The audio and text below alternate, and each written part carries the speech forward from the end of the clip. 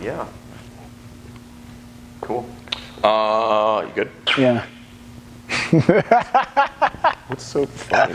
I don't know, man. I don't know how do you get up and teach? Like, what's your biggest lecture that you give? Like 90. 90 students. Yeah. And you somehow can't talk to fucking Cassidy. That's why. It'd be much better if there's 100 people in here. Okay. This is fucking uncomfortable. All right. This. One take. One take.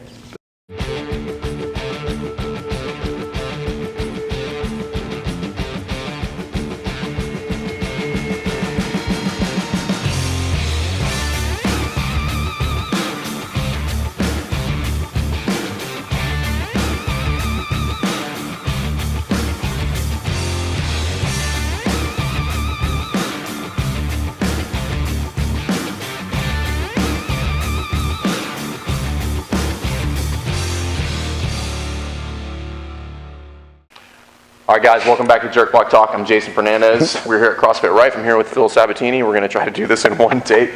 Probably not going to happen.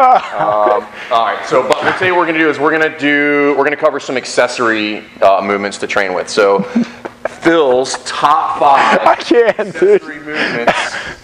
Start over. Top 5 Start accessory over. movements that'll Start get over, you where dude. you want to be in weightlifting. You know, we're not going to start. We're just going to keep going with it.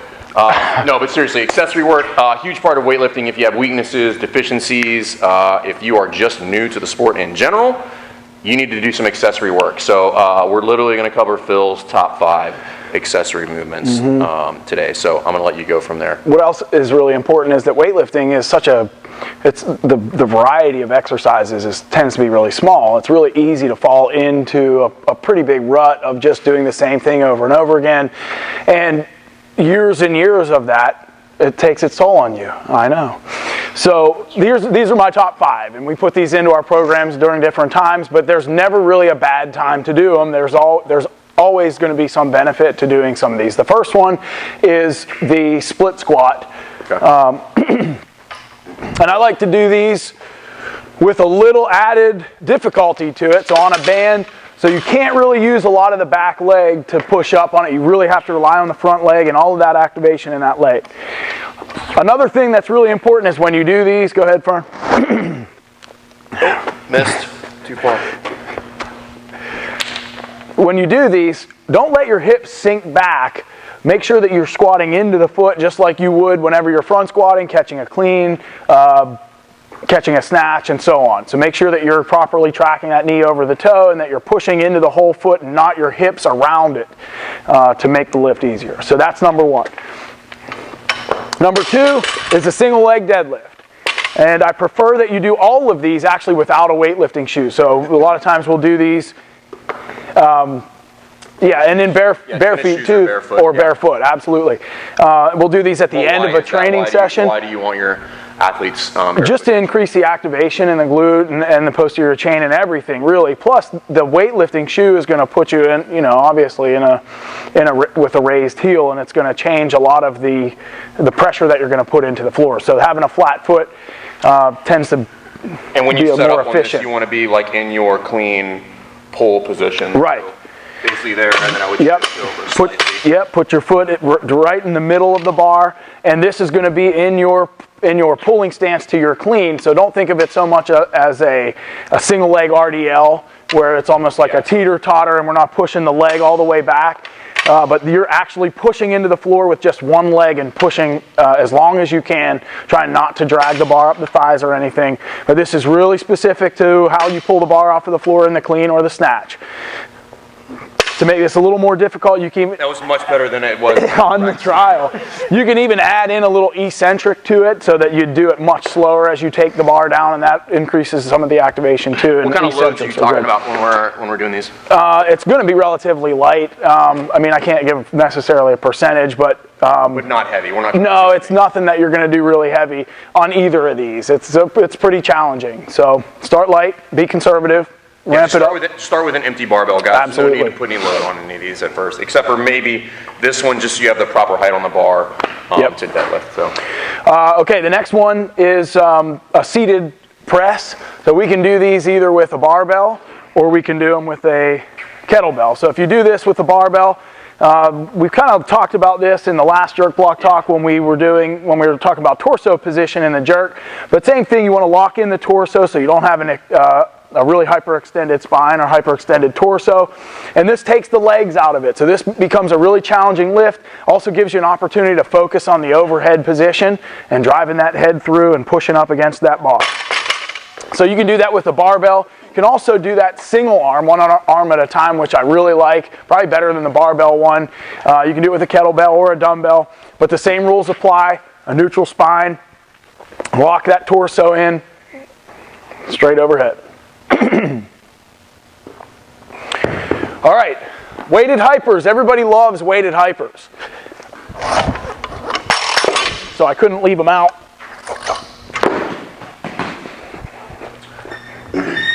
And before you do that, so this is one, guys, like, if you're not real comfortable in the GHD, you don't need to load this up. No. Yeah, just do regular GHD hip Right. extensions, back extensions. Yep. When you can knock out in the level one course, like our go no go criteria is 25 reps. If you can't do 25 reps at just your body weight, you legitimately have no business loading yourself in this position. I like it. Okay. So first, do that. You're gonna get plenty of benefit just getting on the GHD, doing hip and back extensions. So for the setup on the hip extensions, guys, make sure the hip is forward on the setup. Then you're gonna load yourself with a barbell. All right, make sure you get it into the position you want it.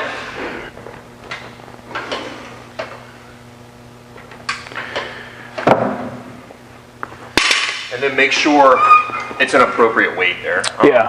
For added difficulty, you could even add an isometric in there. So at the very top, squeeze, hold it, yep, and then slowly lower it down to get some eccentric work in there too. So aside from adding weight, that might be a good progression.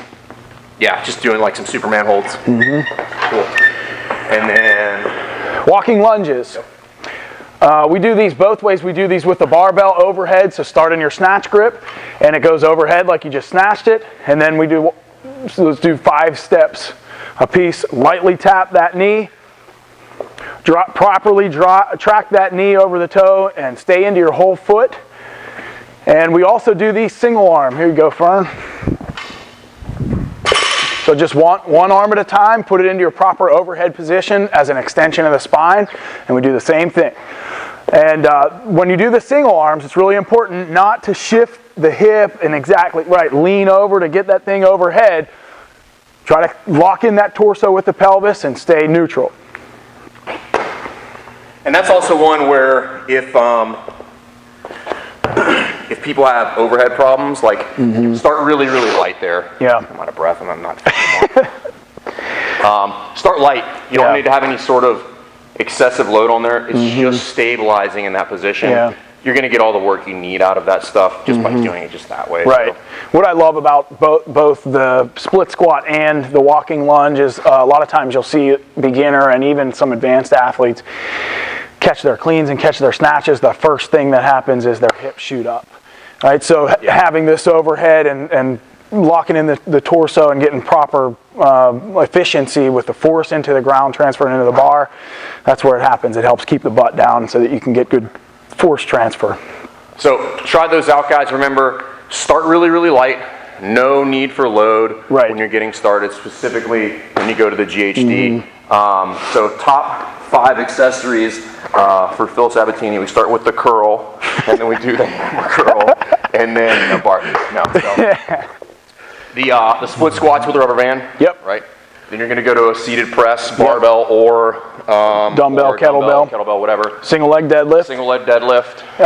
GHD, hypers, and then walking overhead. Walking lunges. So, and if you notice, guys, this is a lot of single arm, single leg work, because a lot of us have some deficiencies that are not going to show up when you're pulling 2 feet, pressing both hands. So you're going to find some real big gaps in your positions and your strength by doing a lot of this accessory works. Yeah, not to mention too, just the single arm, single leg. It's not only going to correct balance, it's not only going to correct symmetry and things like that, but it's hard. It's going to your core is going to be tired. Literally dying. It's a great addition. Yeah, it's not too taxing, you know. What kind of volume? High. Yeah. You know, like sets of 10 or more on the presses, sets of 10 or more on the GHDs. I like to do 10 each leg on the Russian lunge, 10 steps or more on the lunges. Like if you guys, for the, if this is too difficult for you, again, talking about progressions, like don't use the rubber band. Just put your foot on a box first and progress to this as you get a little bit stronger. And then that way you want to work your way through all these progressions safely, so don't jump to the end. Start with something that's manageable for you, smaller sets at first, because you might find that you have some really, really big deficiencies, and you don't need any high volume. You literally just need to practice the movement. Sure. So, cool. If you guys have any questions, please hit us up. We'll get some answers for you from Phil. And start hitting that accessory work. And yeah, hope you guys are crushing it. Some couple weightlifting meets coming up. We'll put out some stuff on that. And we'll see you next time. All right, thanks. Cool.